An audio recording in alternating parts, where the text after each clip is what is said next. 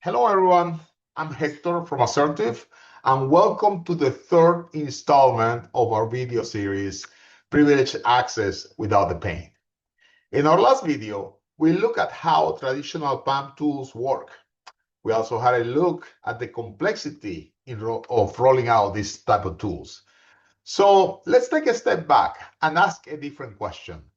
What if you didn't start with a credential at all? What if you control how identities are used instead? Interested? Join me for the conversation.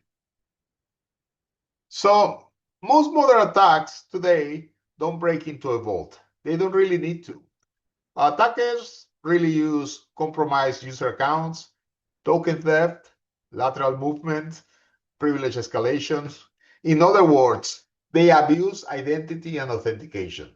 So if that's where the attacks happens, doesn't it make sense that that's where the controls need to happen? Instead of focusing on storing and rotating credentials, this model focuses on three things. One, govern privileged identities. Who can get admin access, how it's requested, how long does it last? No more standing privileges sitting around. Number two, control authentication. This is the critical piece. Here you enforce MFA, conditional access, where logins can happen and what devices can be used. So even if an account exists, it cannot be used freely. And number three, restricting the operating environment. Administrative actions only happen from approved devices, hardened controls, hardened workstations, and control environments. So you're not just controlling who, you are controlling how and when privileged access is used. Now, if you put those three things together, what do you get? No standing privilege, control elevation when needed, restricted authentication paths, reduced credential exposure, visibility of privileged activity. If this all sounds familiar, it's because it's exactly what Essential 8 is trying to achieve. So this is the shift. Traditional PAM says protect credentials, then control the session. This model says control the identity and the authentication, and you reduce the risk before the session even starts.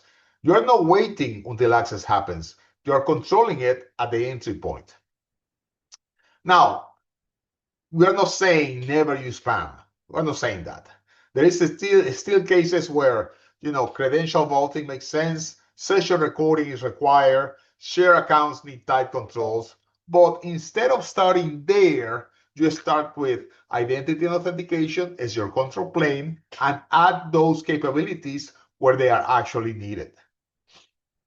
So you've got two models, one that controls credentials and sessions, and one that controls identity and authentication. In the final video, we're going to put these models side by side and look at how to choose the right approach for your environment. If you're trying to meet Essential 8 without overcomplicating things, without over-engineering, this model is worth understanding. Thank you so much for your time, and we look forward to seeing you in our next installment.